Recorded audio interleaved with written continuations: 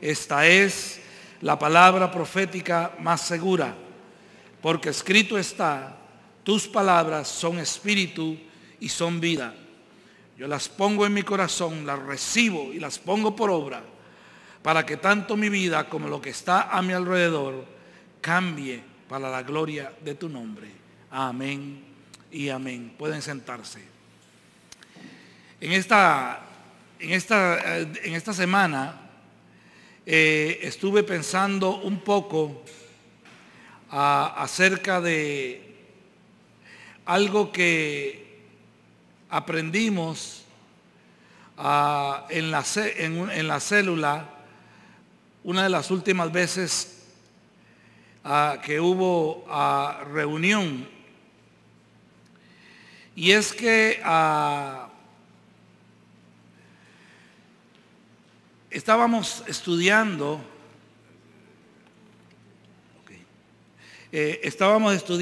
acerca de los límites de los hijos, y mientras estudiábamos, alguna de las personas que estaban enseñando, no me acuerdo cuál de todas fue, dijo algo bien interesante. Estuvo enseñando un poco acerca de permitir a los hijos resolver los conflictos. Y dentro de lo que se estaba hablando, ponían un ejemplo y decía que los padres debemos permitirle a los hijos resolver los conflictos, no resolver los conflictos por ellos, y verdaderamente darles la libertad de que ellos puedan, digámoslo así, resolver su propia vida y puedan llegar a una conclusión, por decirlo de alguna manera. Lo único que decía el libro, si mal no me acuerdo, más o menos, era que los padres teníamos que poner en los hijos, a través de la educación, poner en los hijos las herramientas necesarias para que ellos sepan trabajar con sus conflictos. Más o menos esto fue lo que se enseñó. Y esta semana, mientras trabajaba en el estudio de la palabra y oraba, vino a mi mente esta situación y me puso a pensar de para qué nosotros cada día venimos, cada semana nosotros venimos, semana a semana, venimos a estudiar la palabra de Dios, venimos a estudiar la Biblia. ¿Cuál es el propósito? ¿Hacia dónde quiere el Señor llevarnos? ¿Cuál es la meta?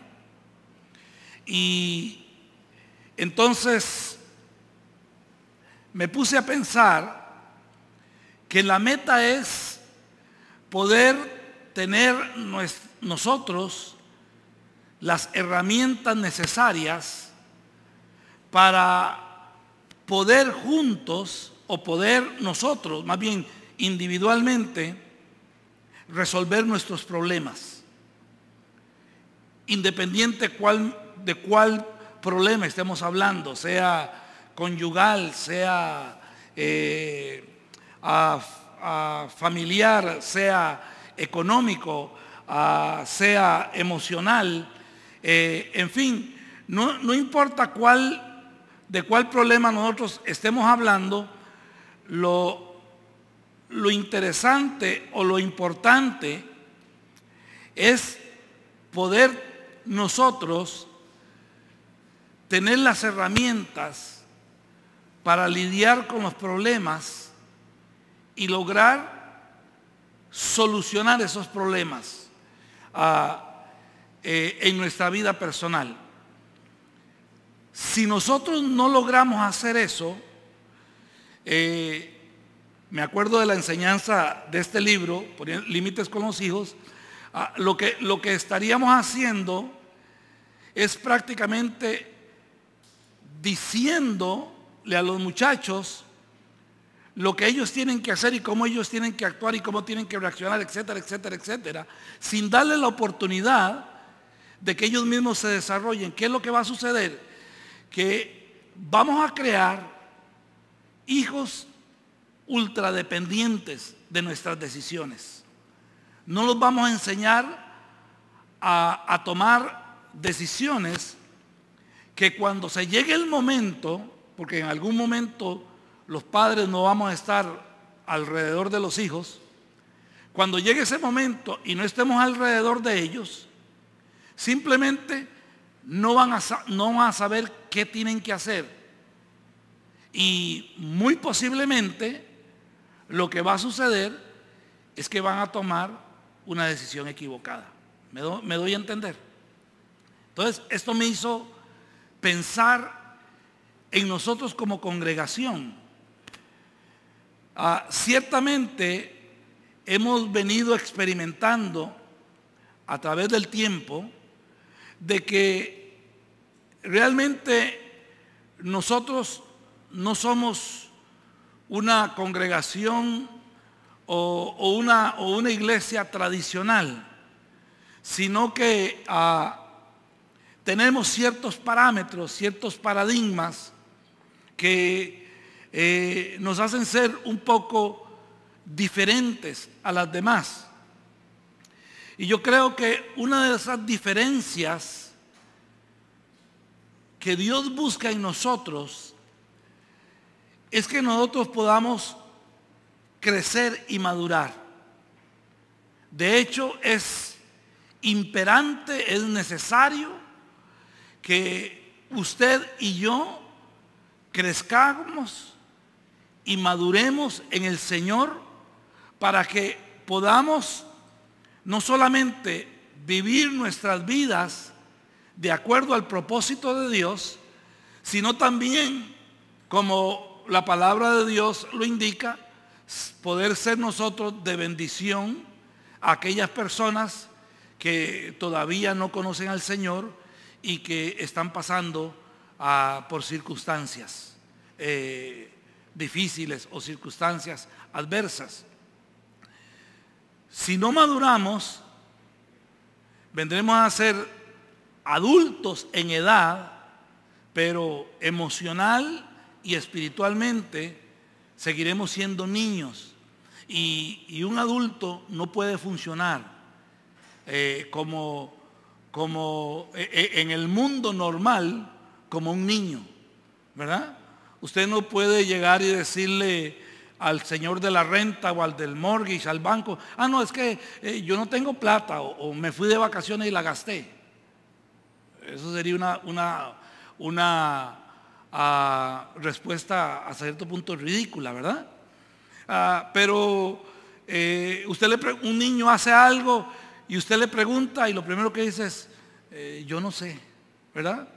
O sea, no pueden reaccionar con la capacidad necesaria para resolver las circunstancias muchas veces por su inmadurez. Es necesario que nosotros crezcamos. Y tal vez esa es una de los grandes, tal vez la palabra no es controversias, pero eso es una de las grandes disyuntivas que nosotros como congregación vivimos, porque el mundo religioso que nos rodea posiblemente se mueve en su mayor parte del tiempo en otra dimensión muy diferente a la que nosotros estamos caminando o estamos tratando de alcanzar. Ahora, le digo todo esto porque a no ser de que nosotros verdaderamente logremos trascender y madurar, crecer espiritualmente, seguiremos siendo atrapados y seguiremos siendo oprimidos por los conflictos que siempre van a estar. No importa, yo siempre lo he dicho, no importa cuánto oremos, cuánto ayunemos, cuánto le creamos al Señor, así tuviéramos toda la fe del mundo, siempre van a haber conflictos, siempre van a haber adversidades, siempre van a haber situaciones que no son tan cómodas o no quisiéramos que se presentara, pero se presentan, ¿verdad? Todos en alguna parte de nuestra vida hemos perdido el trabajo. No es una experiencia muy bonita, pero a veces sucede, ¿verdad? Creo que muchas o la mayoría de las personas en algún momento nos pagaron y se nos perdió el sueldo. Creímos que lo echamos en la bolsa, creímos que lo pusimos en un lugar y se nos perdió el sueldo o nos lo robaron, en fin, circunstancias. Todos nos enfermamos alguna vez. No nos gusta, ¿verdad? Y algunos llegan a experimentar enfermedades bastante difíciles, ¿verdad? Que no quisiéramos, pero están ahí. Ahora, ¿cómo podemos nosotros trabajar con esas situaciones? Solamente cuando nosotros logramos ir madurando, solamente cuando nosotros logramos, me apaga esta también, Sandy, por favor. Logramos ir saliendo adelante, es que realmente nosotros podemos ir creciendo en el Señor. Ok, la semana pasada hablamos un poquito acerca de la descripción que la palabra da con respecto a Adán y a la serpiente. Y empezamos hablando de que en el idioma hebreo, que es lo que se llama la poesía hebrea, es muy común ver palabras similares que se escriben casi que igual, con una pequeña variación, y muchas veces significan completamente algo distinto o se contraponen para tratar de enfatizar un punto. Y la parte que vimos fueron la palabra Arum y Arón, que significa desnudo y significa astuto. La palabra Arum es como la Biblia describe a la serpiente. Y en Génesis capítulo 3, versículo 1, dice que la serpiente era astuta. Ese es 3:10. Dice que la serpiente era astuta más que todos los otros animales del campo. ¿Ok? Ahora, aprendimos la semana pasada, usted lo tiene en sus libros, que la palabra Arum, astuto, tiene consecuencias tanto negativas como positivas. Por ejemplo, aprendimos la semana pasada que la palabra Arum en el libro de Proverbios se traduce como prudente. Entonces, si nosotros leyéramos el libro de Génesis, capítulo 3, en cuanto a la serpiente, diríamos que la serpiente era más prudente que todos los animales del campo. También dijimos que la palabra Arum se traduce también como cuerdo. O sea que entonces la serpiente era más cuerda que todos los animales del campo. La otra palabra, la palabra Arom, que es esta que aparece aquí a mi mano derecha en este momento, es la palabra para desnudo. Ahora, ¿por qué hablamos de todo esto? ¿Cuál es el interés? ¿Cuál es el propósito? Usted va a la mayoría de los cultos y en la gran mayoría no se habla de nada de esto que nosotros estamos hablando. Se hablan de otras cosas. Entonces, ¿cuál es el hecho de que nosotros invirtamos tiempo tratando de entender y tratando de comprender el texto bíblico. Bueno, el propósito principal es que usted y yo podamos tener un mejor conocimiento, una amplitud de mente un poco más, y podamos tratar de llegar y entender cuál es el propósito de Dios, qué es lo que Dios quiso decir. Vea qué interesante, porque me llegó un email donde hay un ministerio tratando de explicar la nueva filosofía cristiana que existe hoy en día. Y interesantemente, la nueva filosofía cristiana que hay es una filosofía, una redefinición de lo que se llama el cristianismo, así se le llama actualmente. Y esta redefinición viene mezclando, trayendo una mezcla entre lo que es palabra de Dios y lo que no es palabra de Dios. Entonces, por ejemplo, usted se acuerda cuando estuvo de moda, por ejemplo, el caer para atrás. Le ponían a usted las manos y usted caía. Y el que no caía, se decía que Dios no estaba ahí, que la persona estaba rebelde, que Dios no lo había tocado. Y entonces la mayoría de los pastores, o no la mayoría, me corrijo, algunos de los pastores que cuando oraban la gente no caía, simplemente lo empujaban. A mí me empujaron más de una vez y algunos de los hermanos aquí algunas veces hablaron conmigo porque algunos pastores que vinieron por acá les empujaban para que se cayera.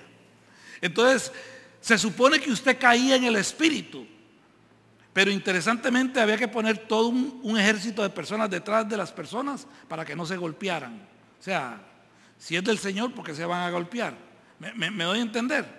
Después han habido muchas de estas redefiniciones de lo que es el cristianismo. Por ejemplo, en este momento hay una mezcla entre la música cristiana, el rock. Entonces usted ve gente que muchas veces, músicos que usted no sabe si son o no son, si están tocando algo cristiano o no están tocando, porque muchas veces la diferencia no es tan abismal. O sea, hay como cuando uno entra consciente a algunas cosas, y el propósito es poder atraer a las masas, especialmente a la juventud. Entonces usted ve que hoy en día hay rock cristiano, por ejemplo, ¿verdad?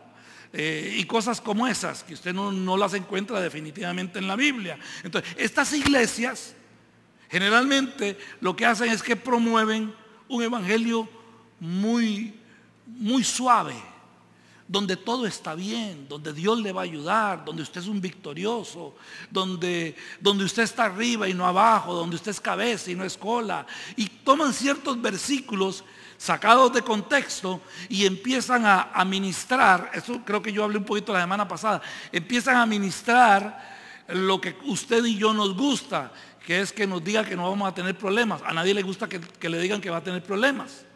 Si yo le digo en esta tarde, bueno, Paola, el Señor dice que, y le hablo de una serie de cosas un poco difíciles, ella no va a decir, ay, gloria a Dios, Dios me habló, ¿verdad? No, nos preocupamos, no nos gusta. Pero si yo hablo y le digo, Naya, el Señor dice que te va a prosperar, el Señor dice que te va a dar dinero, el Señor te dice, todo el mundo dice gloria a Dios y se arma una algarabía, a todos nos gusta. Entonces, esta redefinición del evangelio trae como matiz todas estas cosas. Pero ¿qué es lo que le quiero decir con todo esto? Si no me he dado a entender hasta aquí, que al final no trae fruto. Al final no hay crecimiento. Al final no hay solidez, no hay relación con Dios.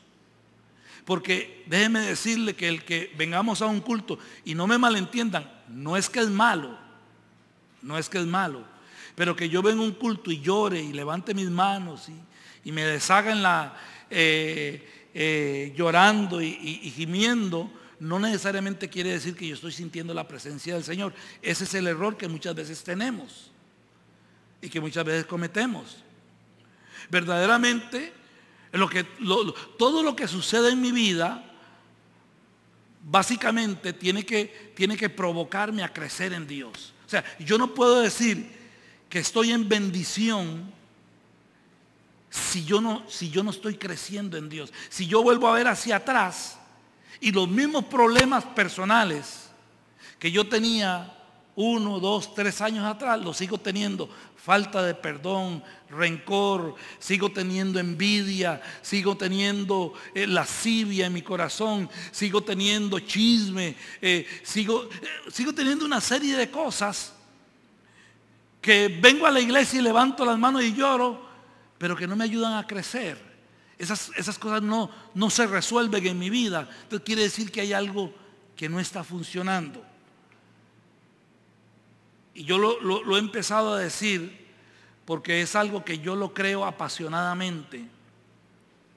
Y es que cuando hablamos de crecimiento y cuando hablamos de madurez, cuando hablamos de santidad, lo único que a mí me viene a la cabeza y puedo hacer la conexión es la palabra de Dios. A no ser de que usted viva en su vida cotidiana la palabra de Dios, ni usted o yo hemos crecido, ni usted y yo somos maduros, ni usted y yo amamos al Señor, ni ninguna cosa, porque todo se basa en la palabra y cómo la palabra se relaciona en mi vida. ¿Ok? Entonces, si yo sigo teniendo falta de perdón, si yo sigo teniendo falta de amor, si yo sigo teniendo rencor en mi corazón, eso quiere decir que la palabra no ha calado, la palabra no ha echado raíces. Y no importa cuánto tiempo tenga de venir a la iglesia, realmente todavía me encuentro muy lejos de la presencia de Dios. Entonces, santidad es sinónimo de vivir la palabra. Crecimiento es sinónimo de vivir la palabra. Y como yo he entendido eso, por lo menos hasta este momento, no encuentro otra solución. Entonces, es importante conocer la palabra de Dios, entender la palabra de Dios. Ahora, dijimos que estas dos palabras, Aarón y Harún, solamente la diferencian dos vocales, la O y la U, ¿verdad? Y que de estas palabras se derivan algunos sustantivos, como por ejemplo desnudez, y también dijimos deshonra. ¿Ok? Entonces dijimos también que desnudez en el caso de Adán y de Jabá era un sinónimo de desorden. O sea que después del pecado ellos empezaron a ver que estaban desnudos y empezaron a tener problemas con la desnudez, ya que anteriormente estaban desnudos pero no tenían ningún problema. ¿Me doy a entender? Eso es como que un hombre, como dicen, el que sale del closet, ¿verdad? Después de 30 años, después de estar casado, yo he visto esos ejemplos. Resulta que él dice, bueno, yo soy homosexual, porque he descubierto. O sea, eso quiere decir que toda la vida vivió engañado, ¿verdad? Ahora, anteriormente, Adán y Jabá estaban desnudos, no tenían problema. Cuando pecan, se dan cuenta que estaban desnudos y tienen problemas. Entonces, eso quiere decir que la desnudez después del pecado viene a ser símbolo de desorden. Eso es lo que aprendimos la semana pasada. Ahora, vamos a estudiar en esta tarde, hay algún tiempo, lo que significó para Adán y Jabá. Dice que cuando ellos se descubrieron que estaban desnudos, se hicieron delantales de hojas de higuera. Ahora, usted lo lee y muchas veces nuestra mente, por no conocer los contextos, no logra profundizar. Pero uno de los conflictos que tenemos con la Biblia es que se ha dicho, los teólogos, los eruditos dicen que la Biblia es como una cebolla, que usted le va quitando capas y capas y capas, y cada vez que usted va quitándole capas, va llegando más hacia el centro, hacia lo más profundo del significado que la palabra quiere decir. De hecho, en el pensamiento hebreo hay 4 niveles de interpretación, como usted puede estudiar la Biblia. Uno es el nivel literal, que es coger la Biblia y si dice Adán estaba desnudo, estaba desnudo. Ese es el concepto literal. El otro concepto es el concepto simbólico, luego el concepto alegórico, y está el más profundo, que se le llama el aspecto místico, que viene siendo lo que nosotros llamamos el aspecto profético de la palabra, donde Dios dice más de lo que leemos en el texto. Eso es lo que estamos tratando de ahondar. Entonces, cuando la Biblia dice que Adán y Jabá se cosieron delantales de higuera, vamos a ver qué es lo que la Biblia nos quiere decir.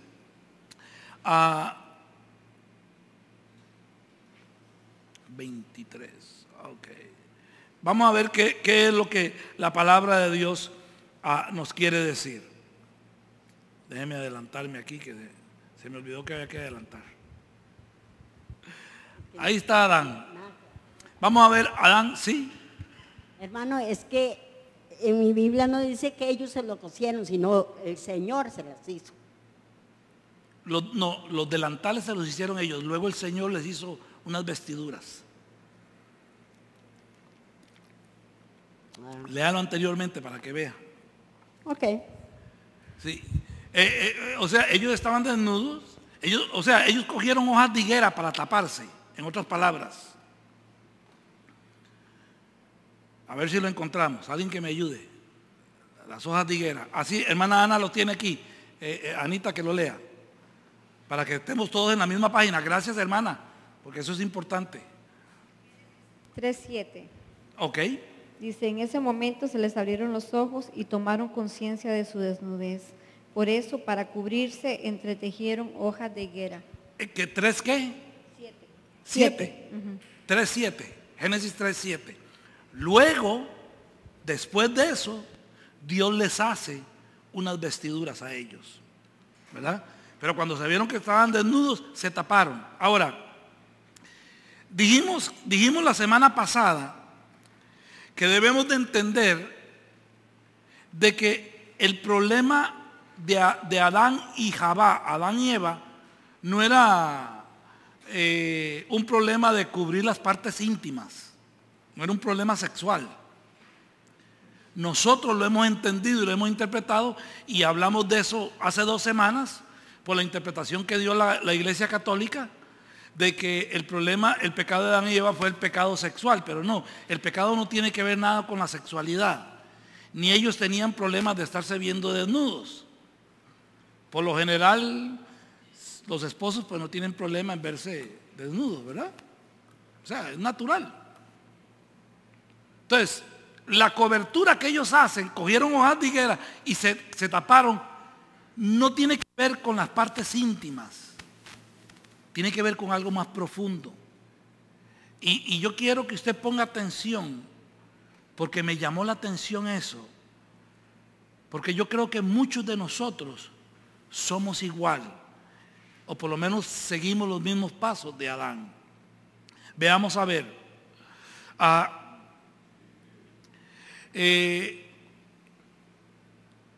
Dijimos que el texto nos indica, o no sugiere, mejor dicho, que el cubrirse con las hojas de higuera tenga que ver el aspecto sexual.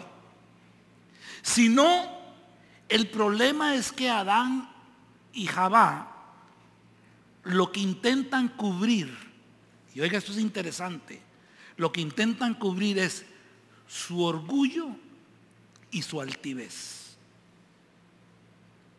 Su orgullo y su altivez. Ahora, vaya un poquito con su mente, porque lo hemos leído muchas veces. Vaya con su mente un poquito y trate de imaginarse el diálogo que tiene Dios con Adán, con Javá y la serpiente.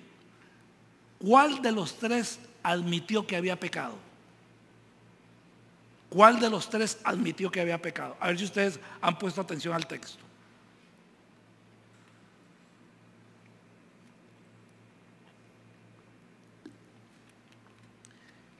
Acuérdese, Dios empieza a hablar con ellos.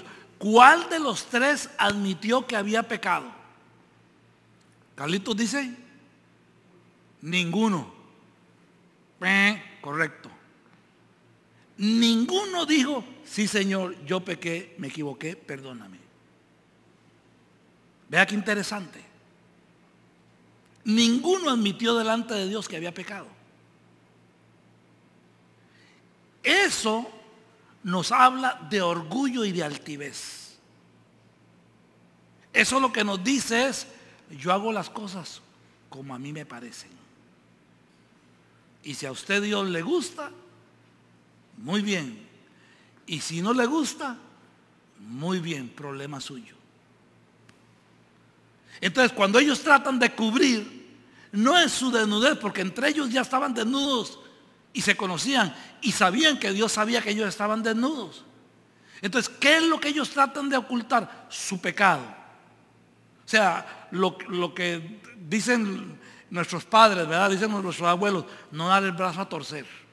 Eso es como el que dice, Jalisco nunca pierde y el que pierde arrebata, ¿verdad? Cuando pierde arrebata. O sea, yo no sé si a usted le ha tocado hablar con personas que nunca admiten que se equivocaron. Qué difícil es, ¿verdad?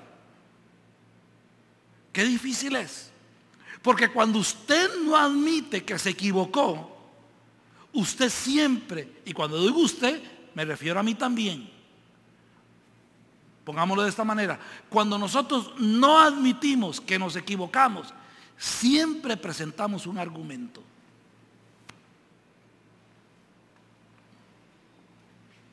Si admitimos que nos equivocamos, inmediatamente la segunda oración que tiene que hacerse sería pedir perdón.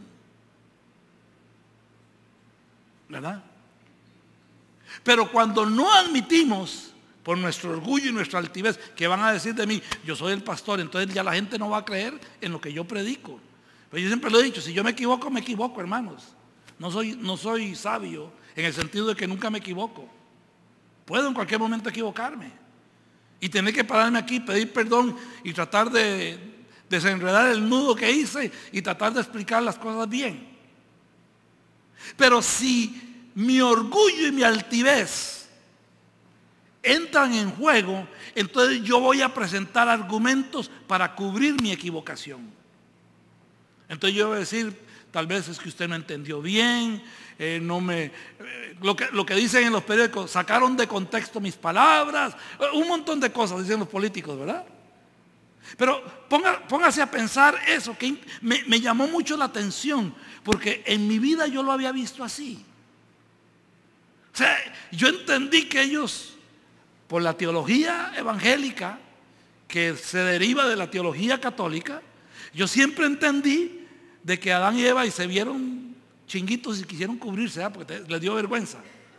Pero el texto no tiene que ver nada con eso. Tiene que ver con cubrir su orgullo, su altivez, no dar el brazo a torcer, en otras palabras.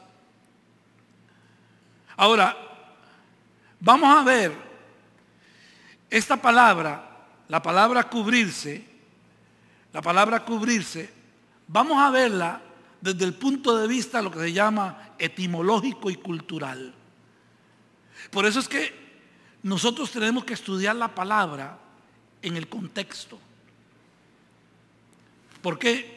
Porque todo idioma, por ejemplo, usted sabe que el idioma hebreo es primo hermano, por ejemplo, del árabe, del árabe, y hay otro, se me fue, pero el de las culturas del Medio Oriente. O sea, hay varios idiomas que se entrelazan, nacen ahí, son el derivado. ¿Por qué? Porque su cultura es muy similar. Por ejemplo, ¿sabe usted? Leí un artículo esta semana que yo ya se los había dicho a ustedes. ¿Se acuerdan cuando unos meses atrás yo les hablé a ustedes del problema que estaba existiendo aquí en Estados Unidos y en Europa de que iban a prohibir la circuncisión en los niños? ¿Se acuerdan? Bueno, ya en Alemania, creo que fue en Alemania, si no me equivoco, ya en Alemania es prohibido. A partir de esta semana es prohibido. La Corte Suprema determinó que es como mutilar el cuerpo de un niño, sin darle la oportunidad a que él tenga el poder de decisión, por decirlo de algo. ¿Ok? Pero ¿sabe usted que la circuncisión no es solamente en los judíos? La circuncisión la practican los árabes. La circuncisión la practican los hindú. Y los judíos, por lo menos que ahorita me acuerdo de esas tres razas. ¿Por qué? Porque culturalmente tienen un parentesco, ¿verdad? Es como nosotros los costarricenses hablamos del gallo pinto, el gallo pinto, el gallo pinto. Usted sabe que el gallo pinto no es tico. El gallo pinto es nica. Es nicaragüense. Y nosotros hablamos del gallo pinto como si fuera el gourmet costarricense. No, es de la cultura nicaragüense. Pero ¿qué es lo que pasa? Que la cultura nicaragüense y la costarricense son prácticamente las mismas, somos parientes, somos vecinos, ¿verdad? Y nos gustó tanto el gallo pinto que lo hicimos como de nosotros, pero no es de nosotros. Entonces, usted tiene que, o nosotros tenemos que entender que cuando nosotros estudiamos un idioma, ese idioma no nació de la nada. No fue que un día alguien vino por ahí y se puso a hablar en lenguas y salió hablando español. No, eso no sucede. No ha sucedido ni va a suceder. Tiene un trasfondo cultural. Y ese trasfondo cultural es lo que hace que ese idioma adquiera no solamente validez, sino que adquiera importancia en esa cultura. Estoy leyendo un libro bien interesante, bien controversial. Es de un rabino y se llama El Evangelio Judío. No les voy a contar para no desviarme mucho, pero es interesante porque usted sabe que la mayor parte de lo que Cristo vino a hacer cuando Yeshua nació y cuando Yeshua creció en Judea, todo lo que él hizo y todas las ideas que él desarrolló y todo lo que él predicó y todo lo que tenía que ver concerniente a su vida, muchos pudieron aceptarlo, aunque muchos también lo rechazaron, pero muchos pudieron aceptarlo porque era un concepto cultural. En la cultura hebrea, en los textos antiguos, por ejemplo, si usted analiza Daniel capítulo 7, en Daniel capítulo 7 es uno de los capítulos apocalípticos más interesantes y más importantes en la literatura profética. Habla de Dios y habla de un Mesías. Y de un Mesías que tenía que ser Dios y hacerse hombre.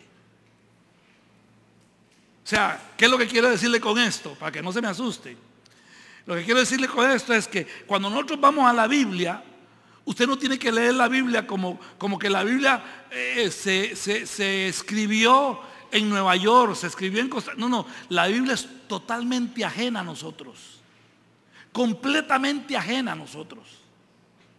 Culturalmente, idiomáticamente, es completamente ajena a nosotros.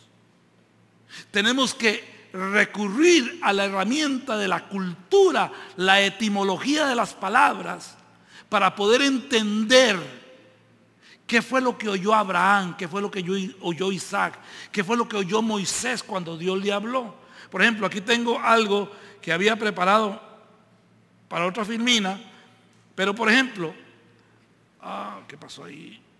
Por ejemplo, si usted ve ahí, eso es lo que se llama, especialmente esta línea de acá, básicamente estas tres líneas, es lo que se llama el hebreo arcaico, cuando yo les hablo a ustedes del idioma pictográfico.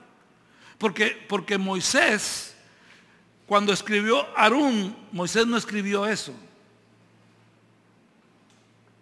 Eso no fue lo que escribió Moisés. O sea, la palabra sí, pero no esas letras. Porque Moisés escribió pictográficamente. ¿Ok? O sea, como lo que llamamos jeroglíficos. Entonces nosotros tenemos que entender. Y para poderlo entender, tenemos que ir a la etimología de las palabras. Ahí está el hombre orgulloso, ¿verdad? Ahora, entonces, veamos etimológicamente y culturalmente la palabra cubrirse. La palabra cubrirse es la palabra Hagorá. Esa es la palabra que aparece ahí. Hagorá. La palabra Hagorá viene de un verbo. Toda palabra en hebreo se deriva de un verbo. Y el verbo es Hagar. ¿Ok? Ahora, ¿qué significa Hagar?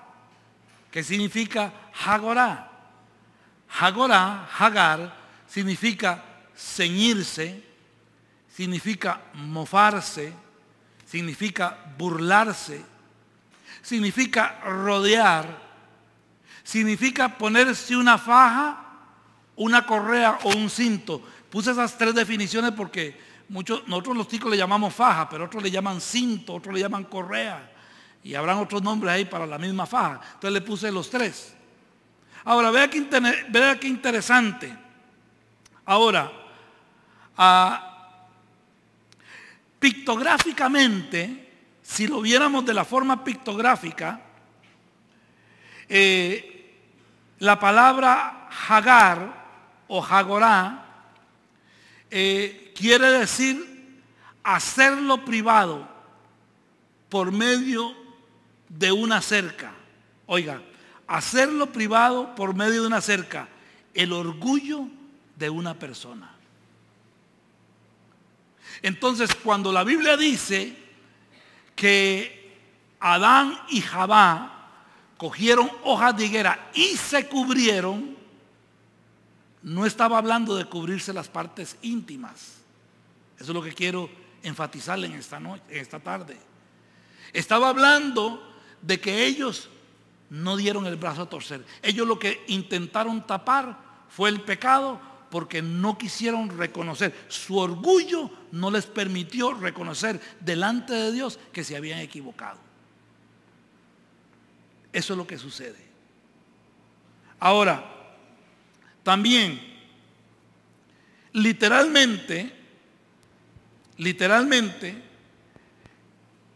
es una faja.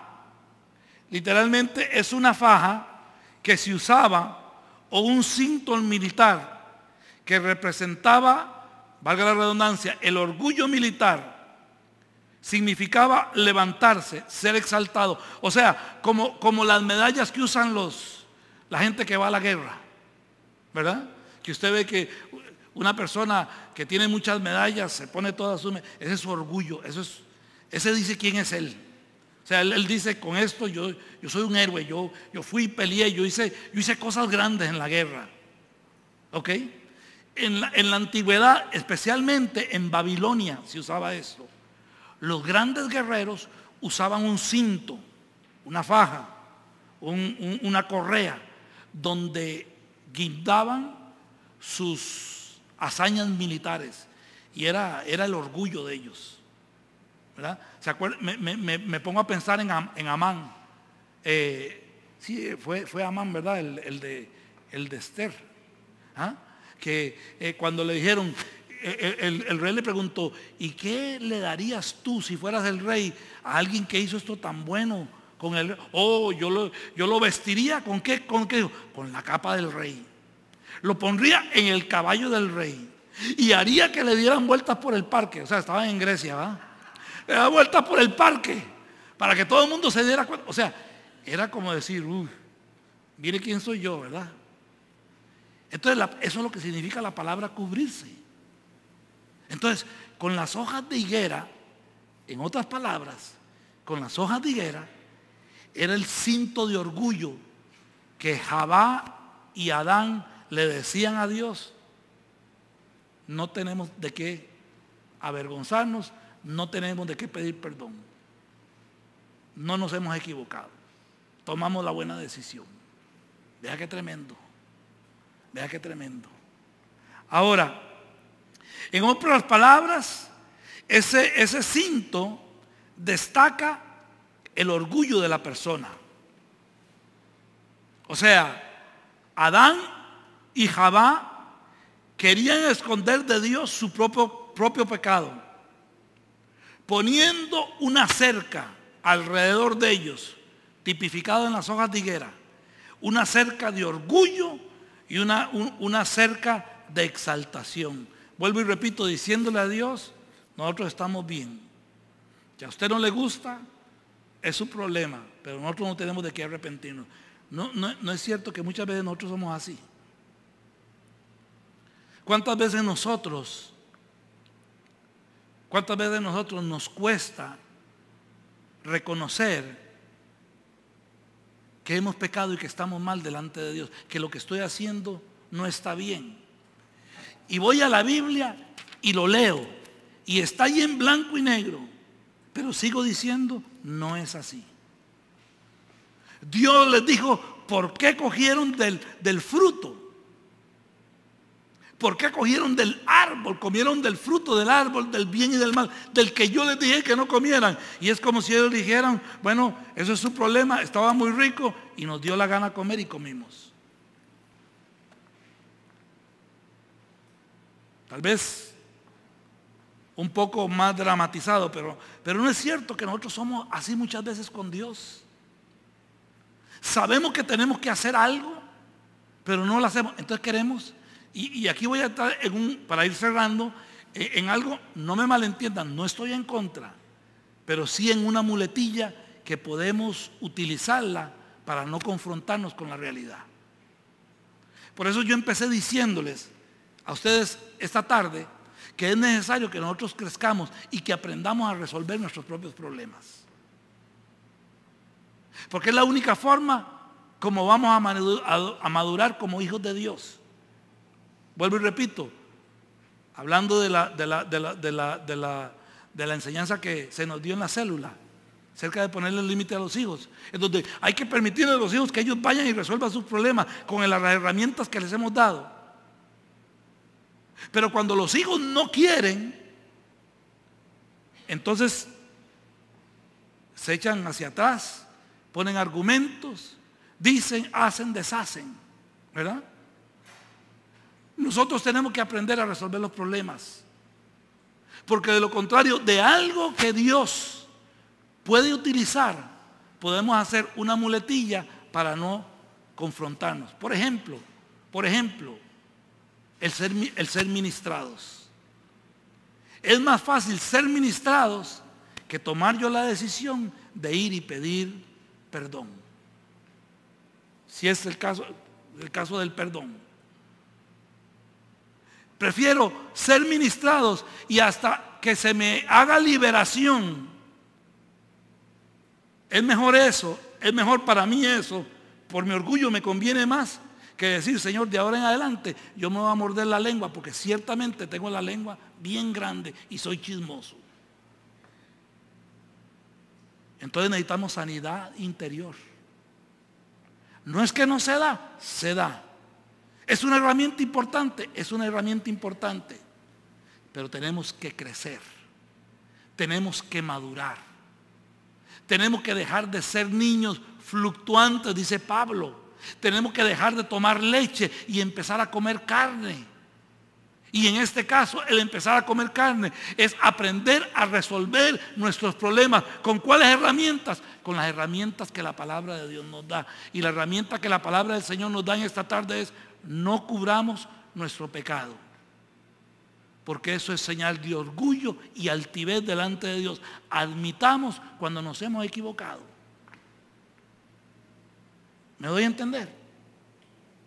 Entonces, Adán y Jabá no estaban interesados, vuelvo y repito, de cubrir sus partes íntimas o sus partes privadas. Estaban interesados en no tener que dar su brazo a torcer y pedirle perdón a Dios. Vea que los echaron del huerto y en ninguna parte dice que le pidieron perdón. Vea qué orgullo. Vea qué orgullo. Es como el niño, ¿verdad?, que dice: me siento pero por dentro estoy de pie. Yo siempre pongo ese ejemplo. Porque muchas veces somos así.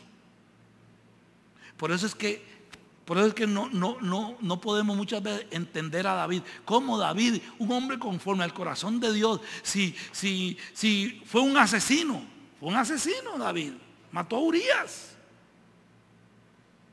Fue un adúltero y un fornicario, se robó la esposa de otro. Fue un mentiroso David. Pero ¿cuál fue su característica? Que supo reconocer su error. Y un corazón contrito y humillado no despreciarás tu Señor. Él mismo escribió. Él vino y estuvo delante de Dios en ayuno y en oración. Señor, libra al niño, dale la vida. Y Dios dijo: no, el niño muere. Y cuando le dijeron: David, el niño murió, se lavó la cara, dejó de llorar y dijo: ahora sí, sírvame en la cena que voy a comer. ¿Pero por qué? Porque ya Dios determinó. Y lo que Dios hace es justo. Y lo que Dios hace es bueno y punto. Y ya no hay nada que hacer. Si Dios lo determinó, Dios lo determinó. O sea que parte de la humildad y parte del arrepentimiento es aceptar con un corazón sencillo la decisión que Dios toma en nuestras vidas, lo que Dios hace en nuestras vidas, lo que Dios decide para nuestras vidas. ¿Cuántas veces nosotros tomamos el tiempo para recriminar? Señor, es injusto. Señor, yo diezmo y ofrendo, Señor, y me embargaron la casa, Señor. ¿Y qué? Que diezmo y ofrende. Dios no está obligado a nada. Él es el rey. Señor, yo paso en la iglesia, yo te sirvo, y mira esta enfermedad. ¿Y qué? Señor, pero tú dices que tú eres el Dios sanador. Sí, ¿y qué? Él es el Dios sanador, pero no tiene obligación de sanarlo a usted ni a mí. Si Él quiere, Él lo hace. Y si no quiere, no lo hace. La Biblia dice: había muchos leprosos en Israel. ¿Y por qué al sirio? A un hombre pagano. Porque Dios así lo hizo y lo determinó. Y como Dios no tiene problema, si yo lo acepto bien, y si no lo acepto también, Él sigue siendo Dios. Él determinó que la sanidad era para Naamán. Y punto. Y punto. Entonces vemos que en la historia del primer pecado, Dios está hablando de idolatría, de orgullo y de altivez, que es las dos hermanas gemelas de la idolatría. El orgullo y la altivez. Y el no reconocer que Dios tiene la razón y que yo soy el que me he equivocado. La semana entrante, si el Señor lo permite, lo estaremos viendo. Pero busqué uno de los textos que más me gustan a mí en el libro de Job. Cuando Job le reclama a Dios. Y Dios le dice: Job, solamente te voy a hacer una pregunta. Que como dice la canción, quiero que me contestes con una contestación, ¿verdad? Solo te voy a hacer una pregunta. Y si me la respondes, eres sabio. ¿Dónde estabas tú cuando yo formé la tierra? ¿Dónde estabas? O sea, como diciendo, ¿quién eres tú para decirme a mí lo que debo o lo que no debo hacer? Quiera Dios que tengamos un corazón humilde y un espíritu contrito delante de Él, porque esto es lo que Dios ama. Y hacia ahí es donde nosotros vamos. Que la gracia del Señor sea con ustedes. Y seguimos adelante en unos 5 minutos.